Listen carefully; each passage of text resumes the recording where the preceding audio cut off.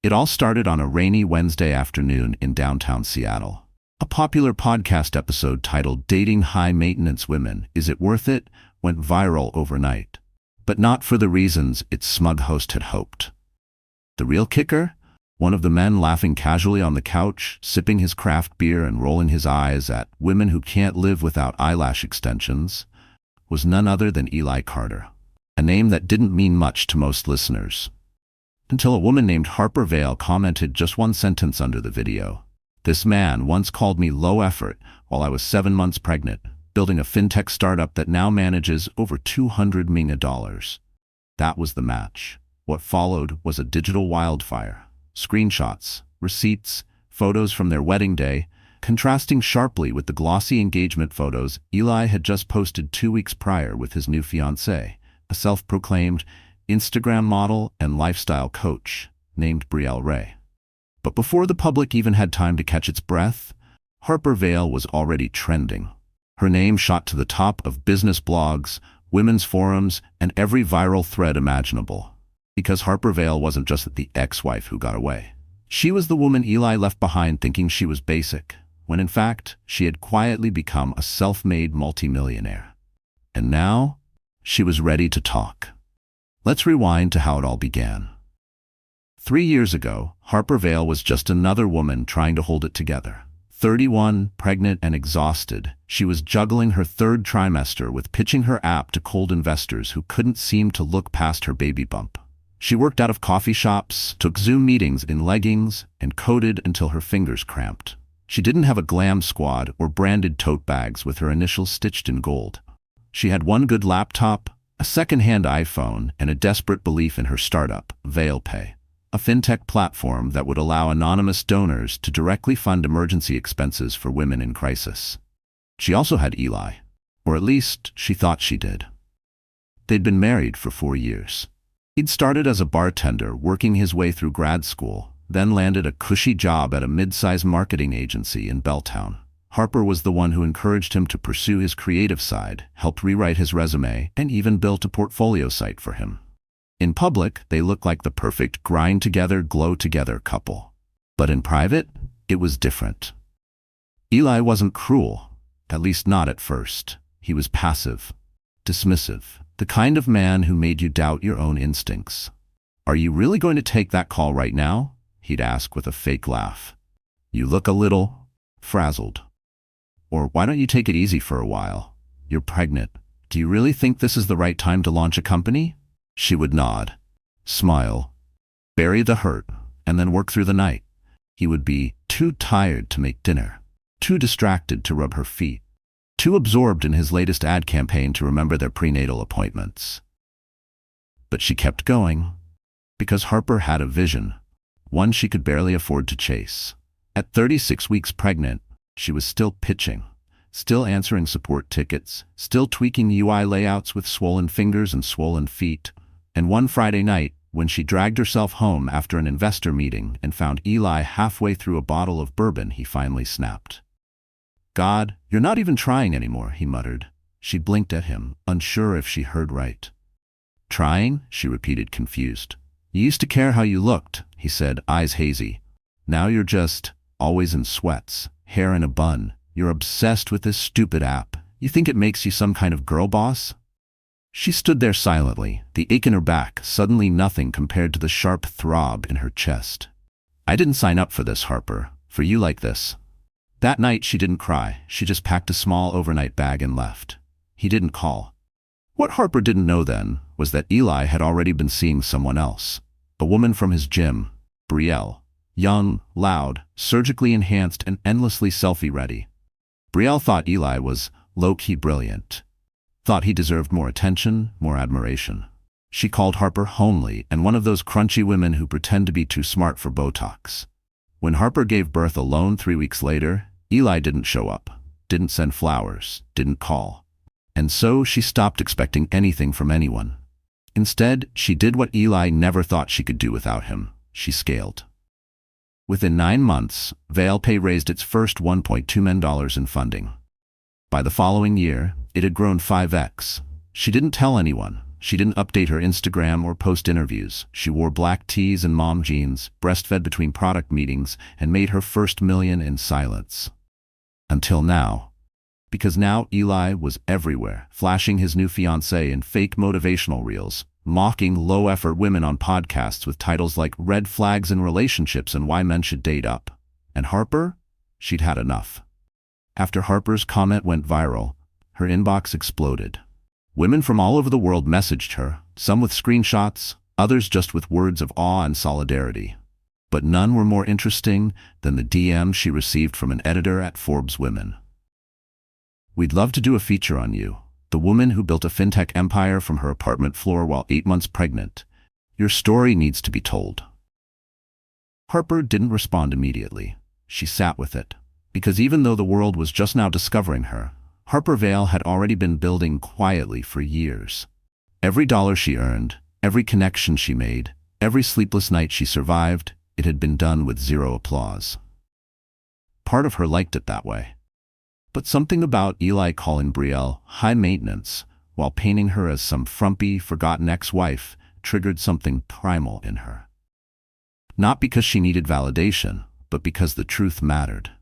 The truth was that Harper wasn't low effort. She had sacrificed everything, comfort, sleep, pride, even love, to bring her vision to life. And now, she wasn't the woman Eli left behind. She was the woman he could never reach again. 3 years earlier, in the chaos of early motherhood, Harper had launched ValePay from a cramped one-bedroom apartment with a second-hand baby crib next to her desk. She didn't have a nanny, didn't have a PR team, just a breast pump and a bullet journal full of post-it notes. The startup was born out of her own trauma. When she was 7 months pregnant, she had found herself standing outside a pharmacy trying to choose between prenatal vitamins and paying for an Uber home. Eli had forgotten to transfer money to their shared account again. That night, Harper broke down, but the next morning, she wrote her first pitch deck for ValePay. Her idea was simple. Let people donate directly to anonymous women in need. Mothers escaping abuse, students facing eviction, single women choosing between groceries and childcare. Fast forward 2 years later, and ValePay had become the go-to platform for emergency funding. It was backed by several major impact investors and had just inked a partnership with the UN's Women's Initiative Fund. Yet Harper still lived simply. She wore the same faded denim jacket from college, ate leftover stir-fry 3 days a week, and when she met with investors, she made it a point to bring her toddler, Aiden, with her, not as a gimmick, but as a message. This is who I'm doing it for. When she finally agreed to the Forbes interview, the story took off like wildfire. From abandoned wife to fintech queen, the rise of Harper Vale. Suddenly, everyone had an opinion. Some called her the blueprint. Others said she was milking victimhood. Eli, he panicked. His phone was blowing up. His fiancée Brielle was losing her mind. Why is your ex-wife on the cover of Forbes, Eli? Why is everyone tagging me in memes? He tried to play it cool. She's just trying to stay relevant. But even his friends didn't believe him anymore, because the receipts were too loud. Screenshots of texts where he told Harper to act like a real wife went viral. An old Reddit thread resurfaced where someone anonymously detailed how a Seattle startup queen was married to a guy who mocked her work behind her back. And the final nail? A leaked video from a private dinner party showing Eli drunkenly saying, "She was never hot enough for me anyway. She was smart, but boring. You know? Basic." That clip? 14 million views in 24 hours. Meanwhile, Harper hadn't responded once. She was too busy finalizing a $30 million partnership with a European investment group and designing ValePay's next expansion into Latin America. She had no time to argue with a man who once forgot her birthday because he was busy watching the Seahawks game. But the internet wasn't done with him yet. Then came the gala, a black-tie charity event in downtown Seattle that Eli and Brielle had planned to attend for weeks. They saw it as a chance to rebrand, reclaim the narrative. Eli even prepared a short speech, something about moving on from toxic exes. But as the cameras flashed and guests sipped champagne, something shifted. The room quieted, the music dulled, and all eyes turned toward the entrance. Because standing there, glowing in an emerald silk gown that hugged every curve, was Harper Vale. She didn't come alone. On her arm was Cyrus Langston, a clean-cut, globally recognized CEO of a billion-dollar sustainability tech firm. Tall, elegant, and effortlessly powerful. Cyrus kissed Harper on the cheek as they walked in. Not performative. Intimate. Familiar. Eli turned pale. Brielle dropped her champagne, but Harper didn't even look their way. She mingled with guests, spoke to the mayor, gave a short speech about ValePay's new maternal health fund, then posed for photos that instantly went viral. Headlines the next morning were brutal. When you leave a low-effort woman and she shows up with a billionaire CEO. He called her basic, now she owns the room. Fintech queen makes ex regret everything at charity gala. Eli tried to do damage control, released a Notes app apology, tried to spin it into a growth story, but it was too late. He had underestimated the woman he once dismissed. The world saw Harper now, and for the first time she wasn't hiding. She was building, thriving, dominating. And Eli? He was just a footnote in her origin story. The days following the gala were a blur of headlines, phone calls, and email requests for interviews. Harper's phone buzzed non-stop. CNN wanted a feature. A TEDx organizer reached out for a keynote. Even Reese Witherspoon's production company sent a "just wondering if you'd consider a docuseries" email. Harper declined most of them. Not because she wasn't tempted, but because she knew attention was currency, and she'd cash it when she decided. Not when the internet wanted its next viral clapback queen. Instead, she focused on what mattered: her son, her team, and the next round of funding. But while Harper was busy expanding her empire, Eli was busy imploding. The gala disaster had cost him more than just his pride. A major client pulled out of a deal citing brand alignment concerns. His boss encouraged him to take a leave of absence. And Brielle? She went full meltdown. "You didn't tell me she was this powerful." She shrieked after seeing a photo of Harper and Cyrus in Vanity Fair. "You made it sound like she was just your sad little ex sold t-shirts online." "She was," Eli argued, pacing in his overpriced condo. "She used to be a mess, always stressed, always working. She wasn't like this when we were together." "Maybe," Brielle snapped, "she just wasn't like this with you." It was a brutal truth, and Eli hated how much it echoed in his head after she slammed the door and walked out. Back in her corner office, overlooking Lake Union, Harper stood at the floor-to-ceiling window, her assistant reading out a list of brand deals and investor offers. Citigroup, Nike Women, and Bumble want to collaborate on a financial literacy campaign targeting single moms, her assistant said, barely keeping up. Also, Shonda Rhimes' team emailed again about the screenplay rights to your story. Harper didn't flinch. "Tell Shonda I'll take the meeting. She's the only one I'll consider." That night, after tucking Aiden into bed, Harper pulled out the last box from her closet. Inside were old journals, receipts, baby shower invites from people who had ghosted her after the divorce, even a photo of her and Eli at their wedding. Young, smiling, completely blind. She looked at that girl and whispered, "You didn't deserve what he did to you. But you built something he never could." She lit a single candle, dropped the photo in a silver tray, and let the flame eat it whole. It wasn't rage. It was release. The next morning, her legal team sent Eli a notice. Effective immediately, Harper was revoking his equity in ValePay. Wait, he had equity? Yes, because 3 years ago, when she was still hopeful, still trying to build her dream while carrying his child, she'd given him 5% on paper.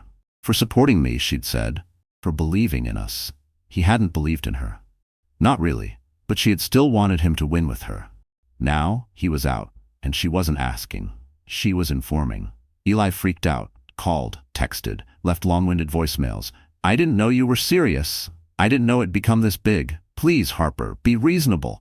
She sent back one sentence. "You gave me silence when I needed support. You gave me mockery when I needed partnership. Now I give you nothing." It shut him up for good. Meanwhile, Cyrus Langston, the billionaire CEO who walked her into that gala, wasn't just arm candy. They met 2 years earlier at a UN tech conference where Harper spoke on decentralized funding for crisis zones. Cyrus had introduced himself after her panel, intrigued by her poise and how she dismantled a Harvard economist's condescension in 5 sharp sentences. They exchanged numbers, texted occasionally. Then 6 months ago, she invited him to advise ValePay on a global expansion strategy. Their bond was built slowly, intentionally, no forced flirtation, no performative charm, just two highly intelligent people who respected the hell out of each other. The chemistry grew from that. And now, Cyrus had made it clear he wanted more. But Harper hesitated, not because she didn't trust him, but because she'd built so much of her identity on independence, on not needing anyone again. Still, there was something different about him. He never asked her to shrink, never asked her to soften. He saw her fire and fed it. "You don't intimidate me," he told her once over dinner. "You inspire me." She hadn't blushed in years, but that night she did.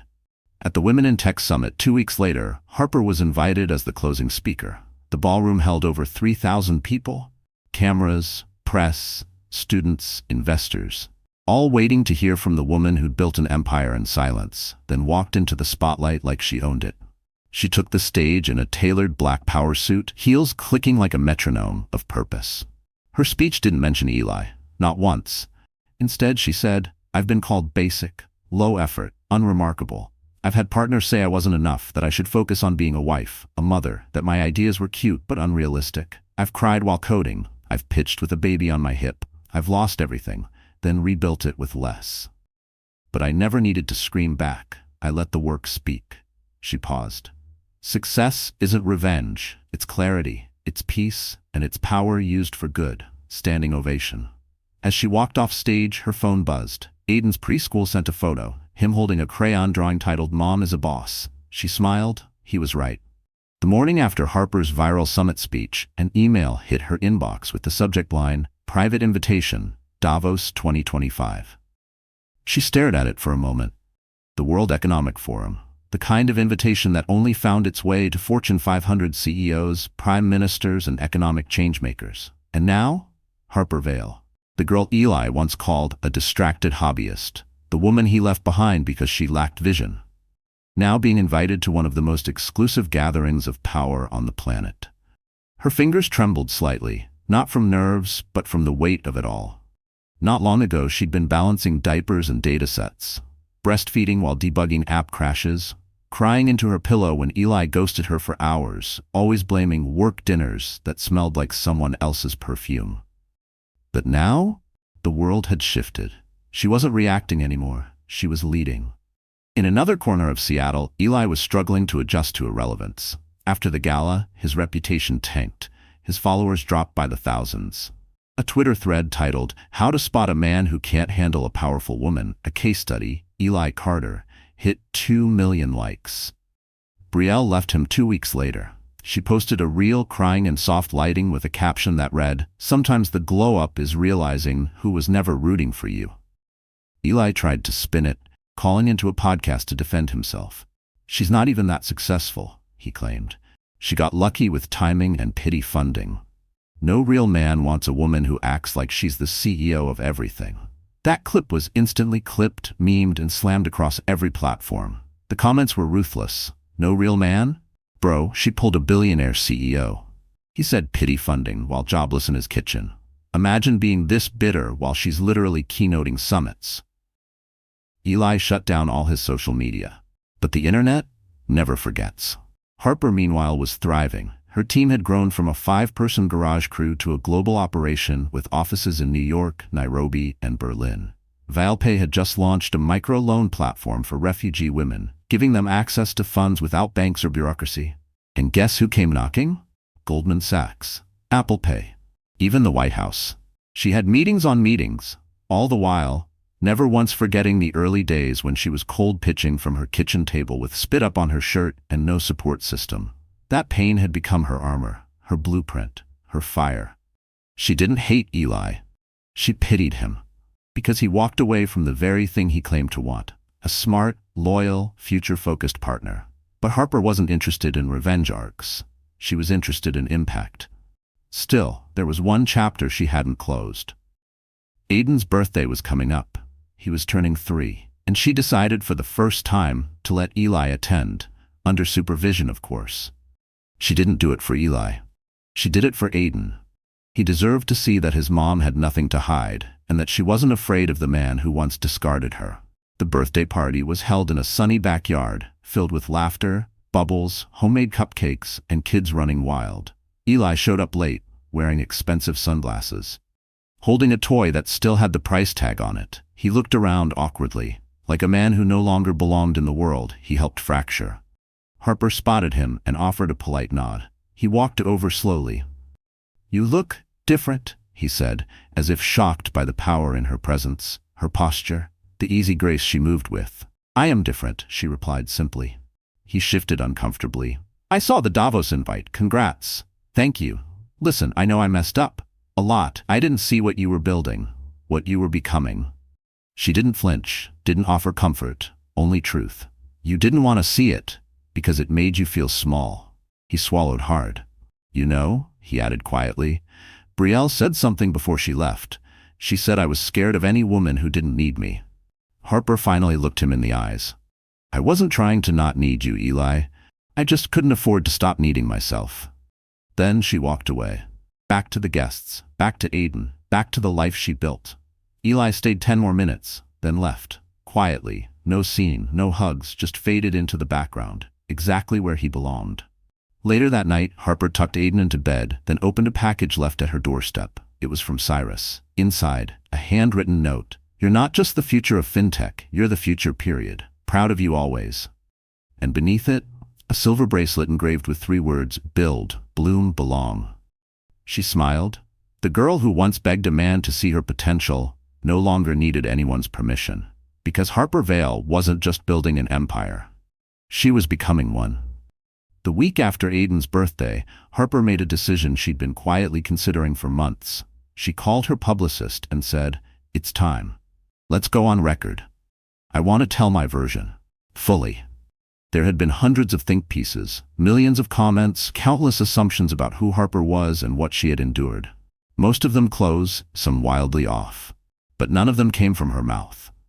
That was about to change. She chose Bloom magazine, a publication built by women, for women, unapologetically focused on female ambition and resilience. No tabloid drama, no clickbait spin, just truth. The interview took place in Harper's new Seattle headquarters. Minimalist interiors, floor-to-ceiling windows, a kids' play area inside the main lounge. Her idea. She wore no makeup, just a crisp white button-down, simple black jeans, and a chain necklace that read self-made. When the journalist asked, "Why now?" Harper leaned forward. "Because silence protected me once. But now, it protects him. And I'm done shielding anyone who discarded me like I was disposable." She talked about building Vale Pay while pregnant and unemployed, about taking investor calls while Aiden cried in the background, about the shame of being told by her own husband that she was a drain, not a dreamer. She described the night Eli came home drunk, muttering under his breath that real women support their men, after she had just closed a deal worth $50,000, and how, 3 days later, he packed a bag and said he needed space to think. He moved out, moved on, and moved Brielle in. The journalist paused. "Did you ever think of giving up?" Harper smiled faintly. "Every single day. And every single day I reminded myself, if I don't believe in me, no one else will." The article dropped on a Tuesday. By noon it had 3.2 million reads.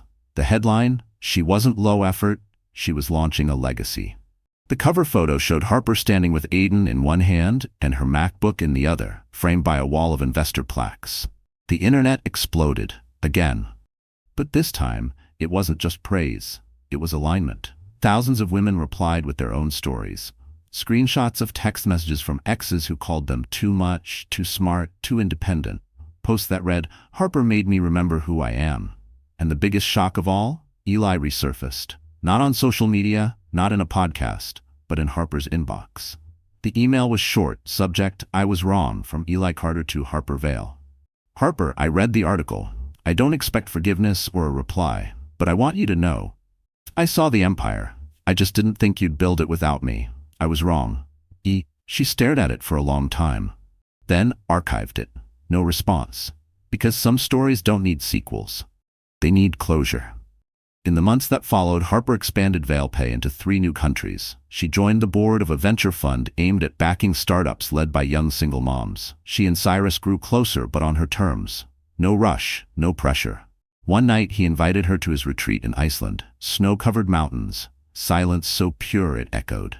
They sat by a fire, sipping tea. He asked gently, "Do you ever think about what your life could have been if Eli had supported you?" She looked out the window, then answered, "I do." And then I remind myself, if he had supported me, I might have stayed small. I would have been a sidekick in my own story. Cyrus smiled. "And now?" She turned to him. "I own the whole damn script." Back home, Aiden started preschool. On his first day, he handed the teacher a crayon drawing labeled "My Mommy's Office." It showed a tall glass building, a crown on top, and a stick figure with wild hair standing at the center. The teacher smiled. "And what does your mommy do?" Aiden didn't hesitate. "She bosses." Harper laughed when she heard about it later. But deep down, it hit her hard. Because that's how her son saw her. Not as abandoned, not as bitter, but as strong, secure, standing. Harper Vale was no longer the wife who was left. She was the woman no one saw coming. The one who didn't post revenge selfies or subtweet her trauma. She just built. And in building, she reclaimed everything that had been taken from her. Respect, autonomy, and the belief that her worth was never defined by the man who couldn't handle her power. She didn't break. She bloomed. And when the world finally watched her rise, she didn't say "I told you so." She just smiled and kept rising. 6 months after the Bloom interview, Harper Vale's name was no longer just trending in tech circles. She was now a global force. Her face appeared on the cover of Time magazine, under the headline, "The Quiet Queen: How Harper Vale is Reshaping Global Finance and Doing It Her Way." She wasn't just a symbol anymore. She was a blueprint. ValePay had grown beyond anything she imagined in that cramped apartment with a colicky baby and a broken heart. Now it operated in over 22 countries, with emergency funding hubs in India, Nigeria, and Colombia. She'd built something bigger than profit. She'd built a safety net for women like her. Forgotten women, overlooked mothers, women who'd been left, underestimated, gaslit, and pushed to the edge. Now she made sure no woman ever had to choose between diapers and rent again. Her team had also grown. Dozens of coders, policy experts, financial analysts, all handpicked not for their resumes, but for their mission. At the center of it all stood Harper. No longer the tired woman in oversized sweatpants and silent grief. She wore bold colors now, spoke in boardrooms like she owned the walls, because she did. And Cyrus, still there, still calm, still steady, still choosing her without making her need to be chosen. But Harper was taking her time. She didn't rush into new titles, didn't label their love, because she'd spent too long being defined by someone else's timeline. Now, everything moved on hers. Then came the speaking tour. London, Singapore, Johannesburg, São Paulo. Each stop was a sold-out theater of women, and some men hanging on her every word. She didn't bring a stylist, didn't rehearse with a speechwriter. She spoke raw, real. One night in New York City, she stood in front of 5,000 people and said, "There was a time when I measured my worth by how much one man saw in me. Then I remembered, I was never the mirror, I was the light." The crowd stood before she even finished the sentence. She'd gone from rejected wife to global movement. And yet, Eli still watched. From afar, his name had all but vanished from the startup scene. His agency folded. Brielle sued him for breach of a joint brand contract. His landlord sued him next. He was broke, bitter, and quietly, obsessively, tracking Harper's success like it was a sport. Some nights he'd watch her interviews on mute, read her quotes like they were daggers. He'd rewatch the old video clip of himself from that cursed podcast, the one where he said, "Real women don't come with startup pitches." The regret ate him alive, and it was too late for redemption. The world had chosen its queen, and he was no longer in her court. But Harper? She didn't gloat, didn't take subtle jabs, didn't post cryptic captions or "look at me now" throwbacks. She stayed building, because the empire was bigger than the pain, bigger than proving anything. Now, it was about legacy. And that legacy got its biggest moment yet, when the United Nations called. They invited her to keynote the World Economic Inclusion Forum. The invite read, "To Miss Harper Vale, founder of ValePay, pioneer in financial equity, voice of the voiceless." She cried when she read it. Not because it was her biggest stage, but because it was one her younger self would have needed to believe she could reach. On the day of the speech, she wore a dark green pantsuit, the exact color of the blanket she had wrapped around her shoulders the night Eli kicked her out. She stood on that stage, thousands of delegates watching, and said, 3 years ago, I was a statistic. A pregnant woman left behind. Now I am proof that women do not break when abandoned. We build, quietly, powerfully, and when we return as empires. The applause thundered. Some delegates stood in tears, and backstage, Cyrus stood too, watching her with pride in his eyes. Not because she needed him, but because she chose him. And that choice was everything. Later that night, Harper walked alone through the hotel garden, phone off, hair loose, no guards, no entourage, just a woman who'd made it to the mountaintop. She sat on a bench and stared up at the stars, then whispered, "I forgive you, Eli. Not for you, but because I'm finally too high above to carry your weight." The wind shifted. She exhaled. And somewhere across the world, another woman in a tiny apartment opened ValePay on her cracked phone screen and saw an approval message. Funds on the way. From an empire built by a woman who refused to disappear. By the time Harper returned to Seattle after her UN keynote, her inbox was flooded again. This time, not with praise, but with offers. Book deals, TV rights, biopics. Even Fiancée's Parkwood Entertainment had sent a discreet message, "We'd love to talk." But Harper didn't rush into any of it, because there was something bigger stirring behind the scenes. Something she had never shared publicly. Something that could shift everything. Again, it was time to reveal a truth she had guarded like a diamond in her chest. A secret that wasn't just personal. It was strategic. 3 years ago, before she launched ValePay, before Eli left, before she even showed the first version of the app to investors, Harper had made one private move no one knew about.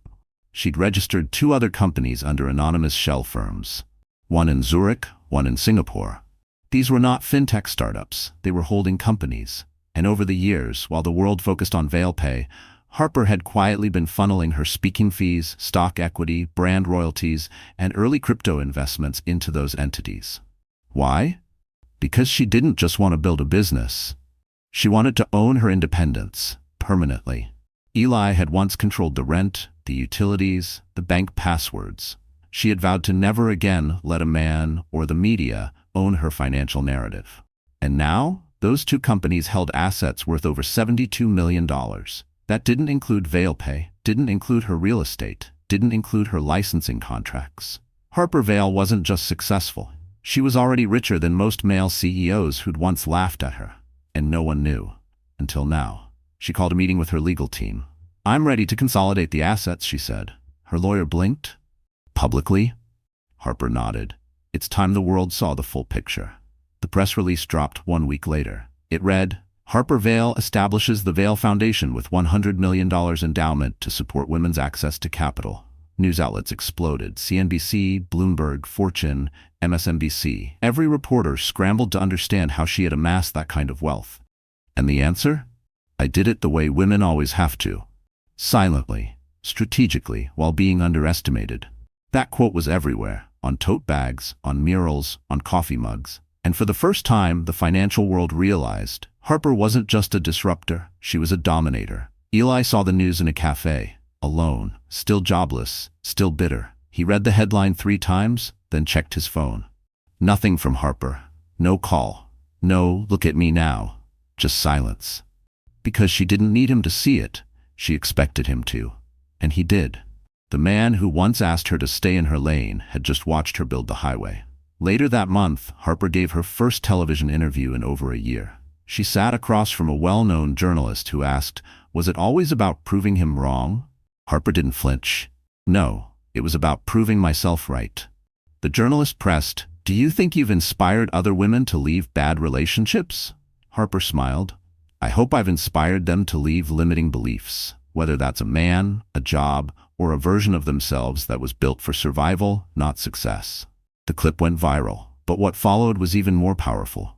Tens of thousands of women began tagging ValePay in posts titled Empire Phase. It became a movement, a mindset, an anthem. Women everywhere posting screenshots of resignations, business licenses, therapy breakthroughs, new homes, passport stamps, every single one captioned, "Ex said I was too emotional. Meanwhile, boss said I wasn't leadership material. Meanwhile, friend said I was dreaming too big. Meanwhile." The energy was unmistakable. Harper hadn't just built a company, she had built a culture. That weekend, Cyrus took her to a private retreat in the San Juan Islands. No staff, no PR, just nature, quiet, and space to breathe. They sat on a porch at sunrise, coffee in hand, blankets over their knees. He turned to her. "You know, I've loved powerful women before, but none like you." Harper raised an eyebrow. "Why? Because you don't just wear your power, you teach it." She looked out over the horizon. "That's the only kind that lasts." Then he took her hand. There was no ring, no proposal, just the weight of something deeper than titles. He knew she didn't need saving. She only ever needed space to rise, and he was happy to make room. That night, Harper wrote in her private journal. A single line. "Empires don't announce themselves. They arrive when they're undeniable." She closed the book, then went to sleep, knowing she had become exactly that. The morning after her foundation launch, Harper woke up to a handwritten letter on her doorstep. No sender, just her name, written in shaky cursive on cream stationery. She opened it slowly, expecting another fan letter or investor pitch, but the first line stopped her breath. "I was wrong every day of our marriage, and I'm finally ready to say it to your face." It was from Eli.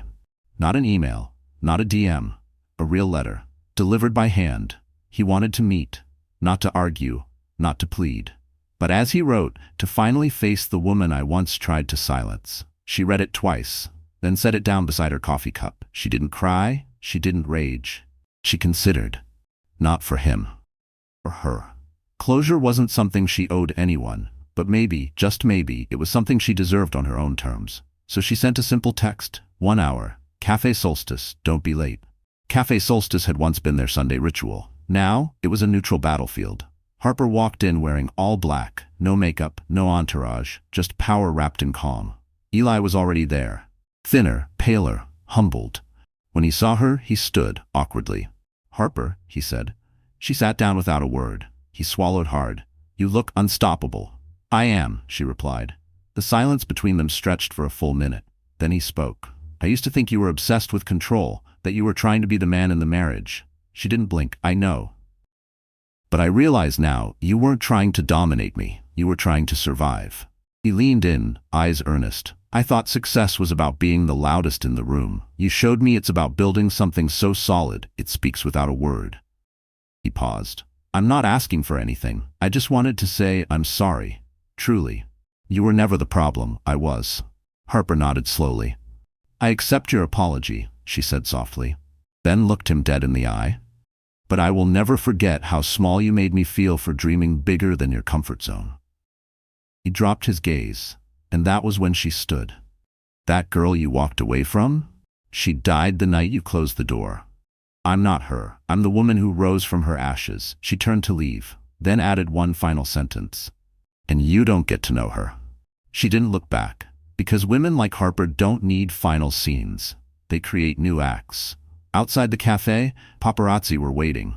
Somehow, the meetup had leaked. Flashes went off. "Harper, was that your ex-husband? Are you two getting back together? Is forgiveness the next phase of your empire?" She turned, smiled politely, and said only one line. "Forgiveness is free, but access, that's earned." Then got in her car and disappeared. That evening, Harper hosted a private dinner at her penthouse. Just her core team, Cyrus, and a few close allies. They toasted to the Vale Foundation's launch, to 500,000 women funded, to 23 countries impacted, to a woman who once coded in the dark while her baby cried, now being named most influential woman in global finance. After dessert, Cyrus stood and clinked his glass. "There's something I've wanted to say for a long time," he said, looking only at her. "You taught me that love isn't about saving someone. It's about watching them build and never standing in the way." Then he pulled a small box from his pocket. "Not a ring, a key to your next home, our next chapter, wherever you choose to go." Harper took it, held it, and said, "I'll choose when I'm ready." He nodded. No pressure, no ego, just room. Room for a woman to rise again and again on her own timeline. Later, standing alone on her balcony, city lights glittering below her like applause, Harper whispered to herself, "He said I was low effort." She smiled. "Meanwhile, I built an empire." And the world was only beginning to see what she'd do next. The gala was packed. Floor-length gowns, diamond watches, billionaires, celebrities, CEOs, power brokers. It was the event of the year, the annual Global Impact Honors in New York City, hosted at the historic Armitage Hall. And this time, the main honoree wasn't a politician or a Silicon Valley veteran. It was Harper Vale, founder of ValePay, architect of the Vale Foundation, The woman who went from abandoned to untouchable. She had turned down this award twice before. Not because she wasn't grateful, but because she wasn't ready. Now, she was. But she didn't come to celebrate herself. She came to deliver a message. Harper arrived in silence. No press tour, no interviews. She stepped out of a matte black car, dressed in a structured navy gown, minimal jewelry, hair slicked back. The look said, "I'm not here to impress. I'm here to define the moment." Flashes lit up the marble entrance as she walked in, Cyrus by her side, dashing but quiet. He knew what this night meant. He knew it wasn't about the trophy, it was about the truth. As dinner plates were cleared and the host took the stage, the room buzzed with anticipation. Finally, the announcement came. Please welcome to the stage, the 2025 Global Impact honoree, Harper Vale. Thunderous applause. Everyone stood. She walked slowly, deliberately, and then she began. 3 years ago, she said, her voice firm, I gave birth alone in a small hospital room with no partner, no plan, and no money in my checking account. The room fell silent. I had been left behind by the man who once promised me the world, and I had a choice. Fade quietly into a life I never wanted, or fight like hell for the one I knew I deserved. She paused, scanning the crowd. I didn't have a roadmap. I didn't have a safety net. What I did have was a baby in one arm and a startup in the other. And I knew if I dropped either, the world would never forgive me. A few in the crowd wiped tears. I was called low effort, too emotional, too ambitious, too quiet, too loud, too much, not enough. She leaned forward, and while they labeled me, I built quietly. While they mocked me, I scaled. While they moved on, I moved up. The applause was building again, but she wasn't done. I didn't come here to flex. I came here to warn. The audience froze. There are thousands of women just like me right now, being left behind, being told they're not enough, being underestimated by partners, employers, even family. Her voice sharpened. To the world that laughed at us, keep laughing. We'll be over here building nations out of the ashes you left us in. The crowd erupted, but she raised one hand. Silence fell again. I dedicate this award not to my past, but to your future. Because your future? It looks a lot like me. Then she stepped back. Applause. Not polite applause. Roaring, reverberating, uncontainable. Even the critics stood, because they had no choice. Harper Vale didn't just own the stage, she owned the narrative. That night, social media melted. Clips of her speech were posted within seconds. One tweet hit 6 million likes in 4 hours. She wasn't angry, she was precise. She was the storm in heels. Hashtags flooded the feed. Harper effect, built not begged. Meanwhile, she built an empire, he said, low effort. Eli, he saw it all. Alone in a dim apartment, scrolling until 3 a.m. He watched her speech 5 times. He knew now he would never recover from letting her go. And that wasn't her burden to carry. Back at her penthouse, Harper removed her heels, set the award on the windowsill, and poured herself a glass of wine. Cyrus walked in, silent as always. He kissed her forehead. No words, just presence. She looked out at the skyline, towers glowing, streets humming, the city alive beneath her. Then whispered to herself, the louder they doubted me, the quieter I built. She raised her glass, to the women they thought would disappear, and took a sip. The morning after the gala, Harper woke up to sunlight pouring into her room. The city felt quiet, like even the noise had paused to acknowledge something had shifted. She stepped out onto the balcony, barefoot, hair still tousled from the night before, award statue quietly gleaming inside on her dresser. But she wasn't thinking about the speeches, the applause, or even the headlines that now screamed. Harper Vale didn't just take the stage, she redefined it. No. She was thinking about the girl she used to be.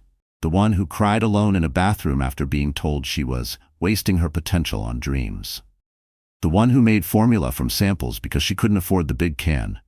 The one who Googled how to survive divorce when pregnant at 2 a.m. Harper Vale had built an empire. But the girl inside her? She had survived the wreckage.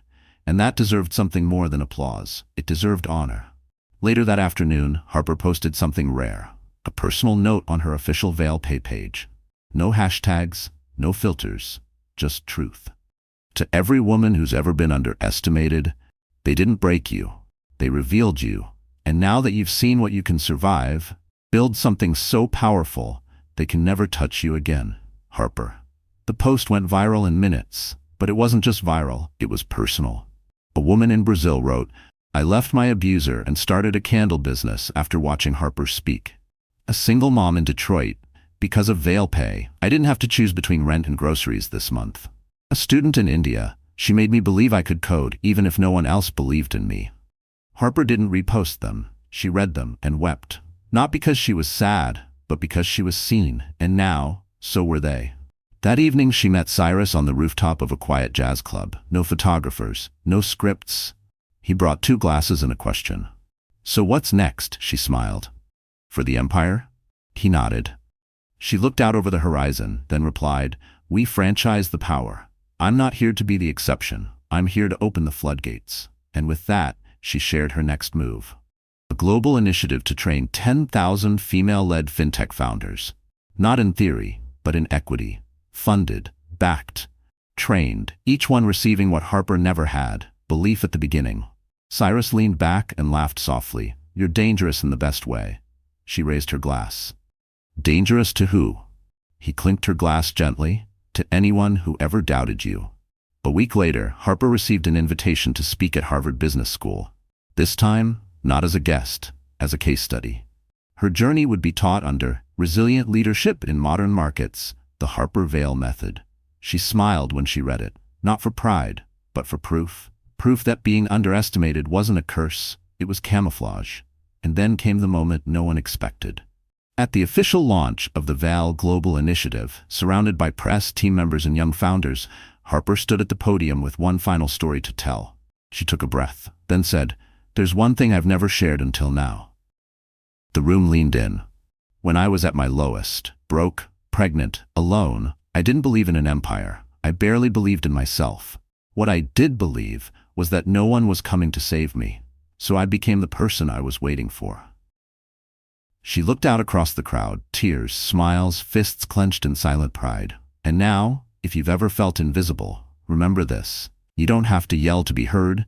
You don't have to rage to rise. You just have to build until they can't look away."